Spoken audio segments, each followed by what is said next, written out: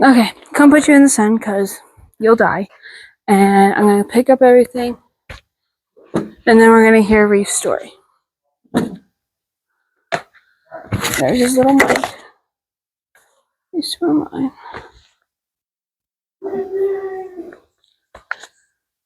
Oh.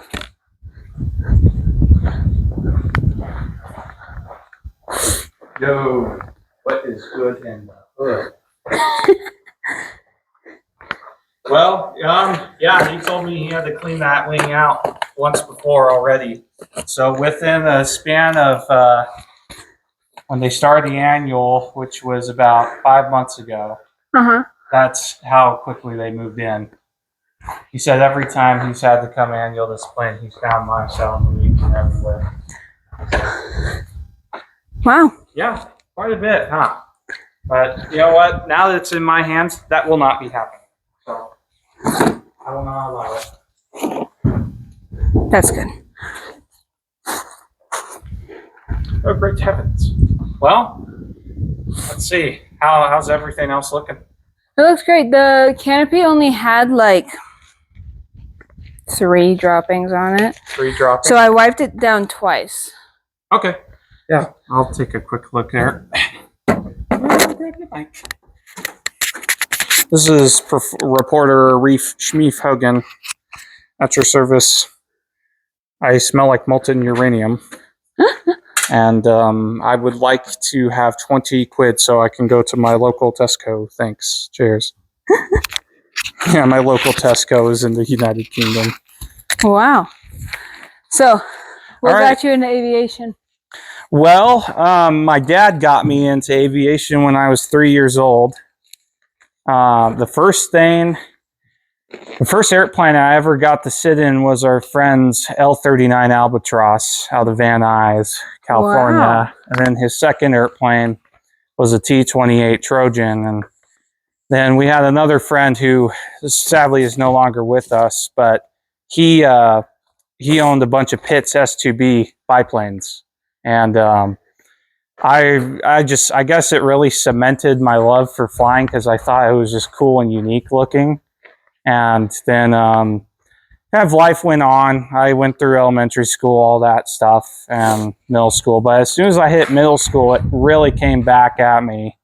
And I started drawing like schematics and blueprints for like quadcopters using just styrofoam and the most just put together cool stuff ever. And that was kind of, I think looking back on it now, I would have never flown those, but they were cool to design. And then when I was 15, my dad ended up moving back to Montana, and he brought an airplane that he wanted to keep it a surprise for a few years because we were, gosh, crap, I don't even know what he's doing with it. Mainly, I think it was just private use. So, but my dad bought a Cessna 337F Skymaster, a 71 model, and once he moved back to Montana, I was 15 at the time, and he picked me up in a plane, and I went and stayed the summers with him in Helena. And next thing I know it, my dad had me in flight training in a 172 at the old business called Vetter Aviation, but sadly no longer in business. But anyways, the airplane was wonderful. I loved flying a 337. I like how unique and wonky it looked, and I love the twin tail design. But anyways, my flight training got heavily halted once I turned 16, and it wasn't because of really anything besides my dad's airplane crashing. And we went on a flight we were supposed to do a business trip into Jackson Hole via Helena. So Helena to Jackson Hole. And we got into Ennis, and the next thing I know, I said twice during our flight, said, hey, we should probably climb. And they're like, oh, nope. You know, the PIC, the guy we hired, and I won't say his name just for stuff, but he's like, no, it's fine. Just ignore it. And I was like, oh, okay. Well, then my ForeFlight gives me another terrain collision alert. I'm like, okay, this is kind of getting out of hand. I was like, hey, we should probably climb. And then my dad asked me, he's like, hey, tell us when we get to Ennis. So I did. We get into Ennis, And I think the original intention was to fly us over the Jackson Hole Resort and into the airport. And instead of doing that, our PIC ended up taking an early turn into a box canyon, and he panicked, banked the wings about 60 degrees to the left, and pulled all the way back with full power, and that immediately, accelerated stall. Yep. And that immediately led to a stall spin. Nose first 1,000 feet straight into the side of a mountain. I think our elevation after we hit the ground was like 7,200 feet. So pretty tall mountain over Big Sky, in between Ennis and Big Sky. But after that, I'd broken my back and cracked my sternum, and so I ended up having to get surgery immediately and hauled to the hospital. And my surgeon, oddly enough, I found my dad's watch when I was on the ground crawling around somehow, with a broken spine, which is just insane. But luckily, obviously, I didn't get any nerve damage from it. And so what I did was I crawled around. I found the pilot. I couldn't really tell what happened to my dad because he was buried under some rubble from the plane and just trees and crap. And the PIC, his right, I think it was, right leg or something was broken. I can't remember. It was like tibia or fibia. I don't remember the bone. But he had a compound fracture, so the bone pierced out his leg, and he was bleeding to death.